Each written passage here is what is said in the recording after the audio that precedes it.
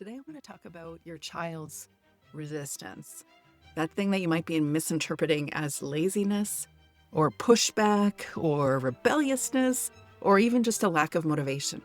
If the resistance you see has something to do with their connection with you, something you probably intuitively know, but haven't fully acknowledged. A Yale child psychiatrist named Dr. James Comer said something I don't hear discussed nearly enough. But the moment I first heard it, it resonated with everything I already knew to be true. And I think you're going to identify with this as well.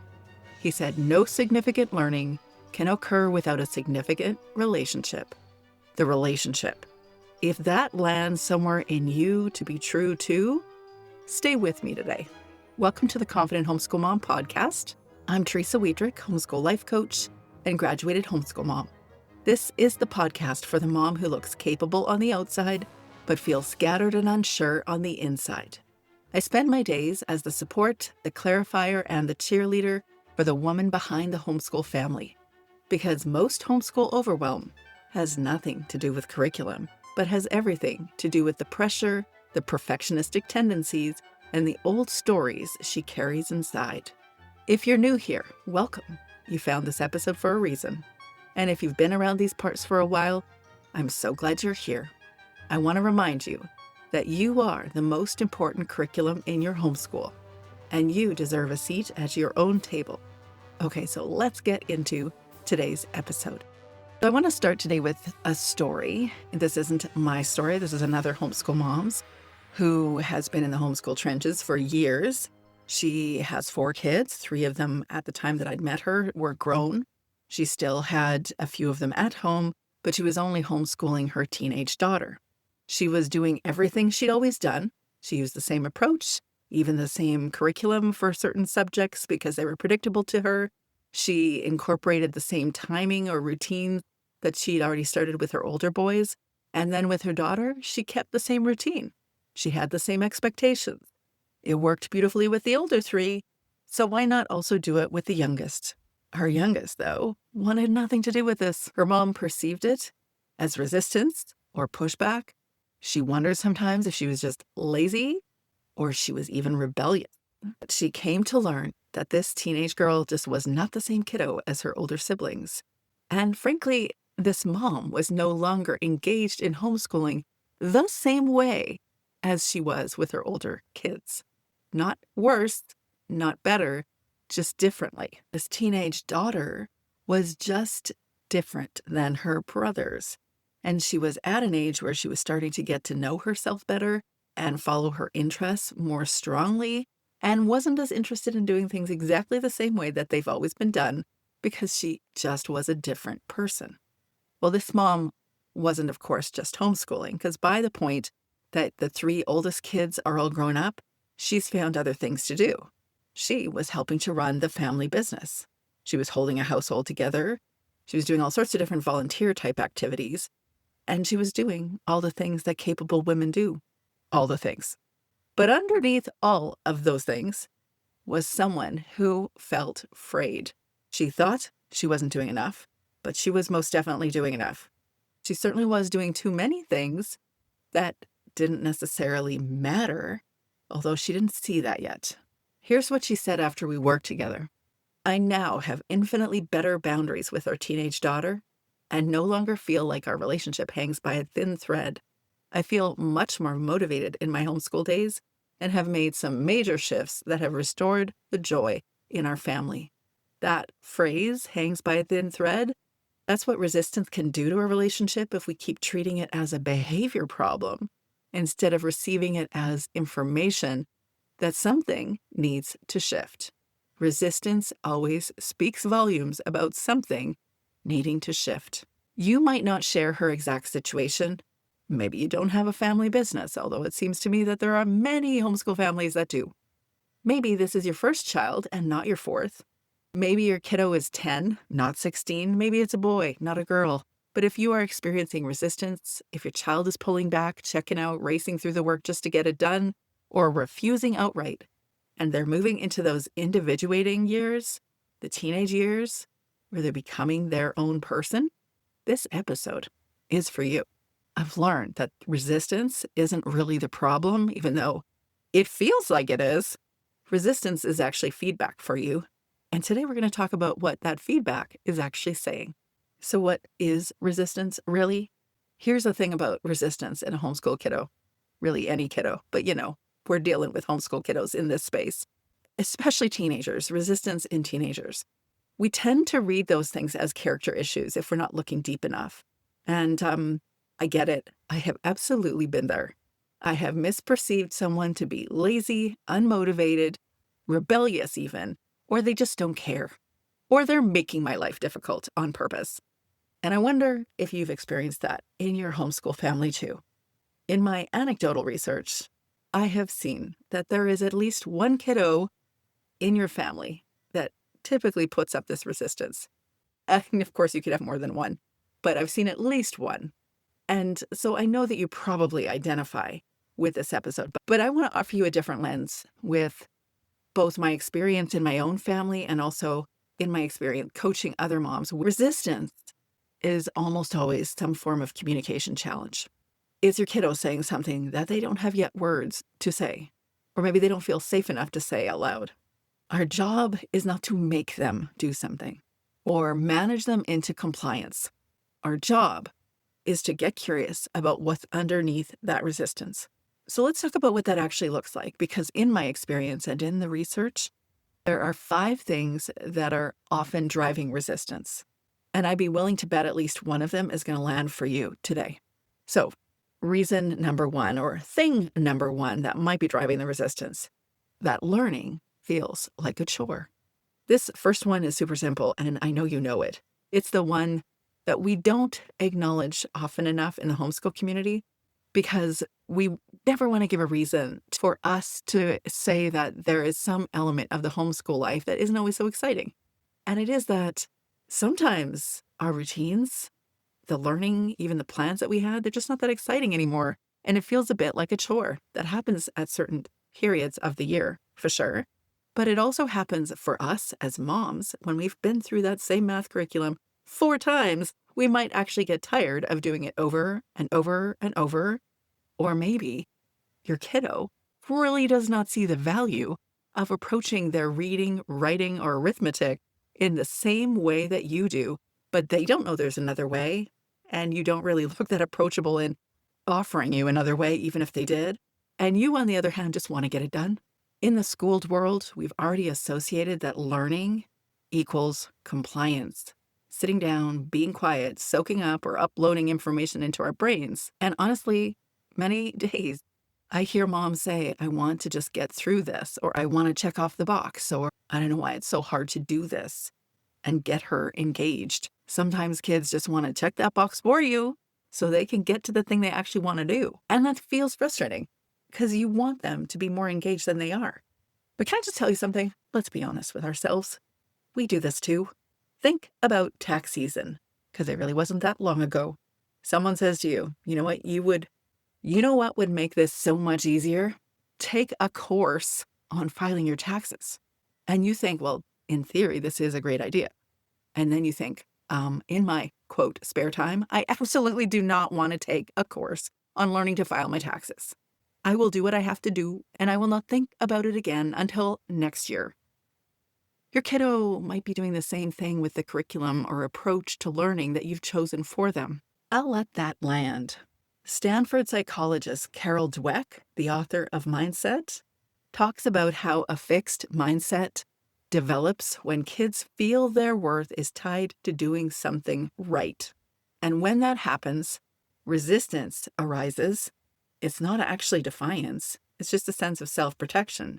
They're protecting themselves from feeling like they're failing. Do you identify with that? Because that's a common conversation point I have with moms too. They feel like they're failing because they're not doing it right. Well, kids feel that. So what do? Follow their curiosity wherever, whenever you can. Incorporate their actual interests into the reading, writing, arithmetic, or whatever other activities you want to engage with them. Do it from their point of view. I had that conversation with a newer homeschool mom in the last 2 weeks. It was a newer concept to her that you can actually ask, what does your child like doing? Well, one of them really enjoyed pets. And there was another one that really enjoyed Legos. How could you incorporate Legos or cats and dogs into learning how to read, write, or do math?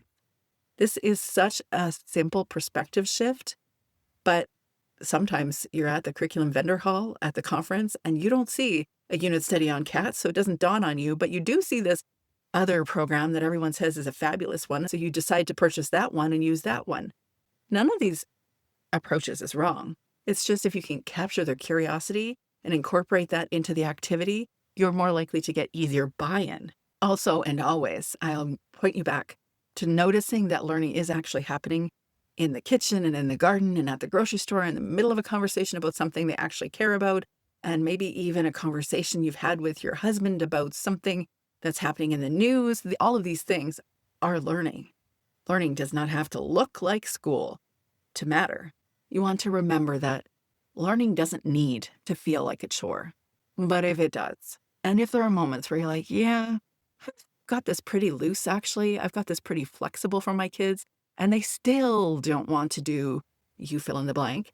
Okay, fair enough. Sometimes we have to do things like do the laundry, brush our teeth, wash the dishes, bring the kids to their dental appointments, even though we know we're going to spend so much money on those appointments.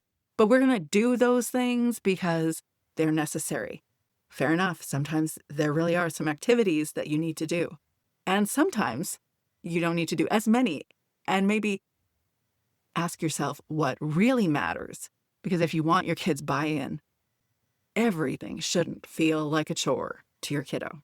And if you want a practical place to start, I offer a free De-School Your Homeschool checklist that helps you step back from that schooly thinking and reconnect with how your child naturally learns. You'll find the link in the show notes. Okay, so reason number 2, or thing number 2, is check your own motivation first. This one is harder to process, partly because you're like, I'm really putting a lot of effort into what I'm doing here. And I know you are. I see it.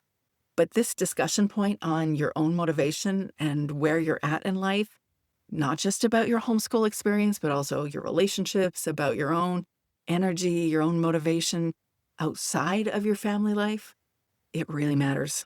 Before you look at your child's resistance, look at your own energy. Kids are extraordinarily sensitive to their adults. If you are scattered and anxious and going through the motions, they are feeling it. They are absorbing it. They are responding to it. Even if neither of you realizes that is what's happening, they're still responding. Angela Duckworth, the author of Grit, found that parents who raise resilient, motivated kids are parents who model passion and perseverance in their own lives. Not perfectly, because what even would be the rubric on perfect here? Not without hard days, because we all have hard days. But visibly, their children can see that their parents are resilient and motivated, model passion and perseverance in their own lives. So I ask you, and I want you to just sit with this. Are you motivated in your own life right now? Not just about homeschooling, but just your life in general. What gets you up in the morning? What are you curious about? What are you making space to learn and to do? This homeschool life isn't just about equipping your kids to live purposefully. It's offering you the same invitation. And I've said this a few times, but I kind of think subconsciously that's actually what we're doing when we choose homeschooling. We're wanting to give our children this intentional education for a variety of different reasons. Well, guess what? You get to do it for you too. And I really hope you're taking it. When your child sees you engaged, not performing engaged, like not going through the motions, but actually engaged, something shifts for them too. And you don't have to announce it to them. They just see you doing it. You just have to live it where they can see you. Reason number 3 that you're seeing more resistance in your kids is because you're creating structure without buy-in. The third reason is one that well-meaning, organized homeschool moms fall into all the time, including me. This was definitely me. And I say this with so much compassion because I have lived it, hit the wall, and made my way back to a motivated life and a homeschool that moved toward the child in front of me. We can create the schedules. We can choose curriculum that we think is brilliant and colorful and beautiful, engaging. We set the expectations and then we hand this stuff to our kids and wonder why they're not on board. All these plans and ideas, if we don't have buy-in from a child, but especially a teenager, really any child at any age, but especially a teenager, they disengage from things that they had no part in creating. We need to incorporate them in the creation of their education. Angela Duckworth calls what works wise parenting. She says it's the combination of having high expectations and genuine warmth, being demanding, but also supportive at the same time, not one and not the other. What that looks like practically, inviting your child into the conversation. Notice if they really do want to sleep in, because that is typical for a teenager and possibly the biggest benefit to homeschooling high school. I remember my son saying this in the last couple of years that he's like, you know what I miss most? Sleep. How is it making any sense that I have to be up super early to get on a bus to get to the school when I still feel asleep until about 11? Touche. The beautiful freedom of homeschooling high school is that kids get sleep. You can ask your kiddo what time of day works best for them to begin their learning. You can ask your kids which subjects feel energizing or activities feel energizing, which topics are they interested in, and which ones feel like a drain. Or maybe which of them feels like a drain because the way it's delivered. Ask them how they'd like to do the work. Ask them what they'd like to learn. You don't have to hand over the entire wheel of their education if that's uncomfortable for you. I love John Holt's quote from How Children Learn, a book written in 1967, and it's absolutely still applicable to this day. He said, all I'm saying in this book can be summed up into 2 words: trust children. Nothing could be more simple. Nothing could be more difficult. Difficult because to trust kids, we must first learn to trust ourselves. And most of us were taught as kids that we could not be trusted. So you don't have to hand over the entire wheel of their education to them, but you're letting them have a hand on it. And I think that's super important. And the more that you can allow for trust in your kids, the more focused and motivated they will be and less resistance you'll see. And that changes everything about how invested they are. Reason number 4 that you might be seeing more resistance: developmental and learning differences. Sometimes resistance has nothing to do with internal or external motivation. It has nothing to do with the relationship. It has nothing to do with the structure. Sometimes it is simply about how a kid is wired. Some kids struggle with being present and attentive, giving attention to something. Some have sensory differences. Some are highly active and simply cannot do what we're asking them to do in the way we're asking them to do it. Not because they won't, but because their nervous systems are like genuinely not built for the activity. Some kids are really extroverted. They need people and movement and conversation. I had that kiddo. She is so much fun. She's still so much fun. And she does just not learn the way that the other kids learned. And yet we ask our kids to sit quietly and work independently for hours. And though I do very much appreciate an independently learning child and understand how very much it's useful as a homeschool mom, independence is a learned activity that requires a parent to be present in order for them to gain capacity, stretching that capacity over the course of time so that they can do those things independently. But still, some kids just were not built for hours of independent learning. But this is the thing with homeschooling. It actually allows us to customize education toward the child right in front of us. We can notice who they really are. We don't know these things right off the top, by the way, lest you think, he's 5, time to figure this all out. That's not going to happen. You'll have clarity over the course of time. But just consider, okay, so you're not going to get this figured out by 5.5, because is that possible? It's really not that possible. You're not going to see things that you would see at 14, at 5. But you know what you're going to see? That 5-year-old right now, and you're going to be present to that 5-year-old, and you're going to be addressing what their needs are right now, and that continues to build over the course of time, and that child will get a very customized education that really does align with who they are. Are you going to get that in a classroom? Heck no. We do things like adapt to the child. We can do shorter sessions or more hands-on learning, or do things outside, or do things bouncing on a ball. We're not locked into a model that was designed for the, quote, average child in a classroom of 30. Spoiler alert, there is no average child.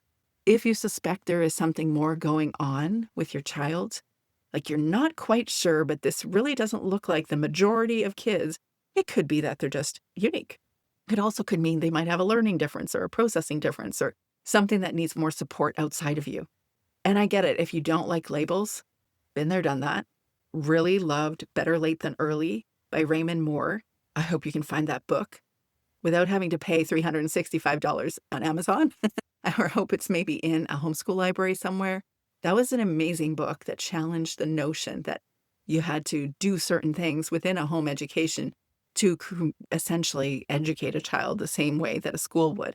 And it really challenged the notion that you could do this education thing not as early as other people are expecting. Yes, true, and so necessary to have that conversation in the homeschool space because we are moving from an education environment or a formal educational approach in our schooled world into a home education that's really intended toward the kids right in front of us, which is only, let's say, one child to, I think the mom that has had the most kids now that I know has 19 kids. Yeah, I said 19. So if you have 1 to 19 children, that's still 11 children less than most teachers have. Whew, just let's stop and give that mom a moment of silence. Okay, so if you're not the mom with 19 kids and you have 2, 3, 4, 1, 7, 6, 5 number of children, you are not locked into a model that is designed for an average child in a classroom of 30. You have the kids right in front of you.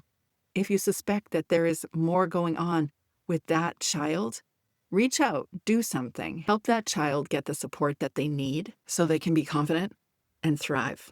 P.S. If you are unsure whether there might be a challenge, a learning difference, a processing difference, or you're not sure about the support that you might need to provide for that child, you can always book an aligned homeschool reset session with me.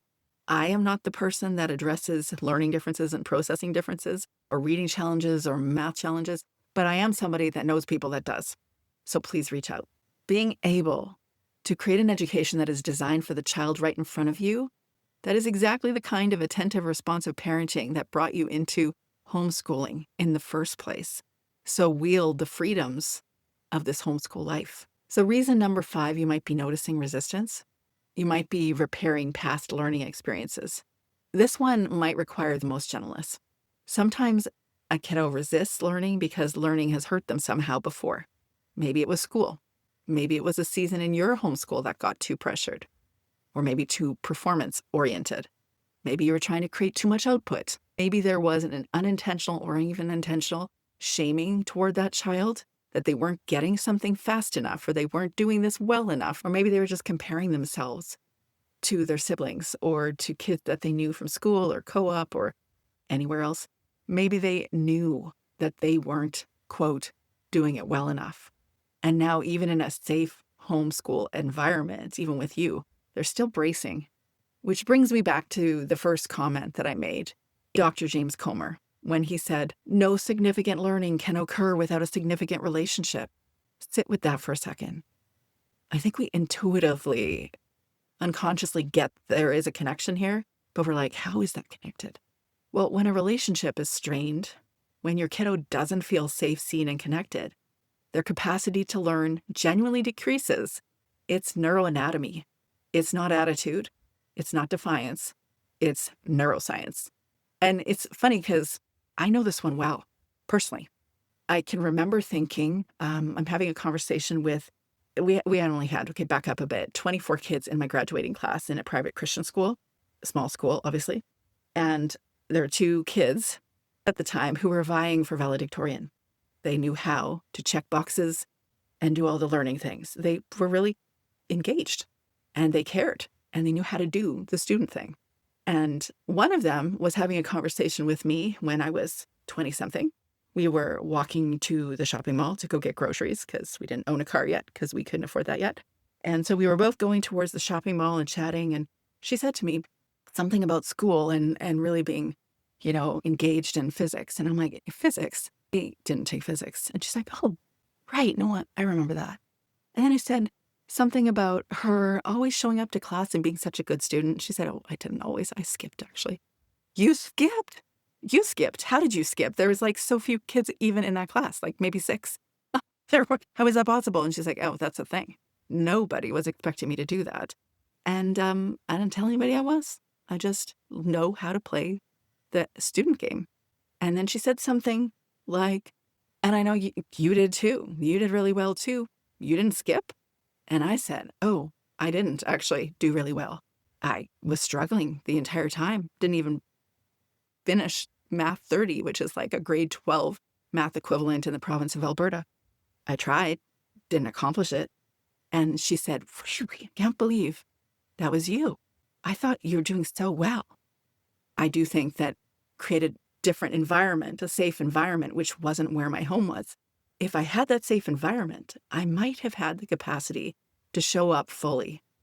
But I know how I fogged in exams, that even when I was theoretically in a safe space with a college math professor and I was giving him the output that he expected, he perceived that I was understanding it and was applauding me and telling me, "You're going to do great on this exam. You know this stuff." But I would go into an exam and I would panic.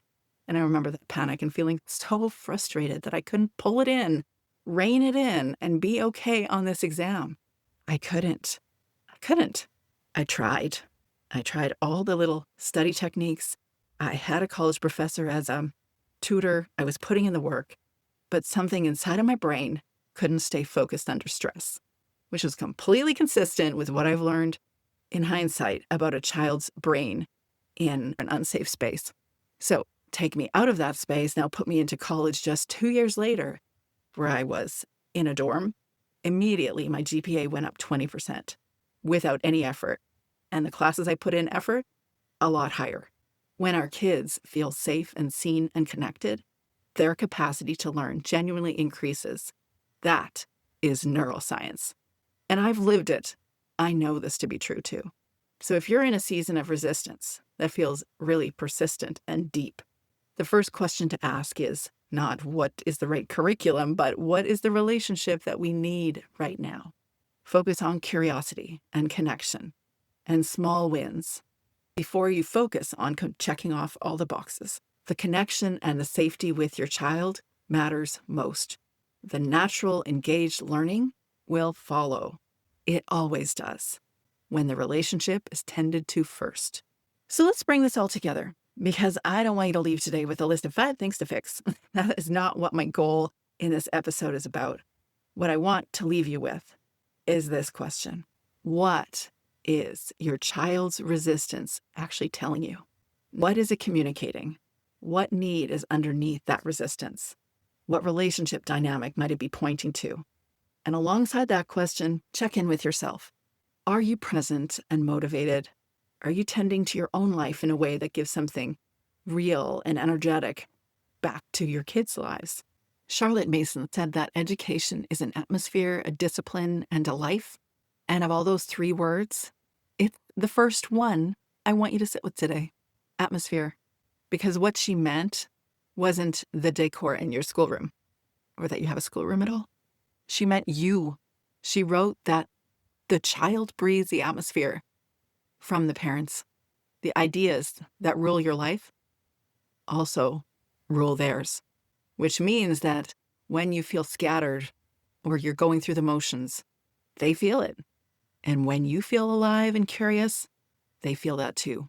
When you center yourself as the most important curriculum in your homeschool, when you begin to tend to yourself, that is the most important work you will do for them. So I hope today gave you a slightly different lens to look through on the discussion of resistance.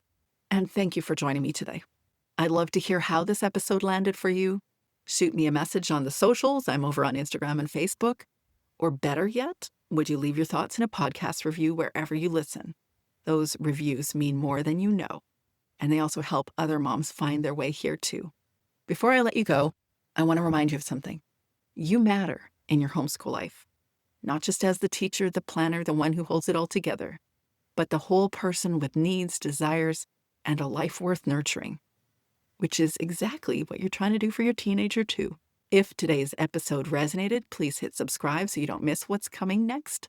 And if you know a homeschool mom who is quietly carrying too much, someone who's worried about the high school years or wondering if her kid's resistance means something's wrong, share this episode with her. It might be exactly what she needs. Next week, we're asking a question: what is an education anyway? Because I think a lot of us are measuring our homeschools, our kids, and ourselves against a standard that was never actually meant for us. And it's time we talked about it. I'll see you then.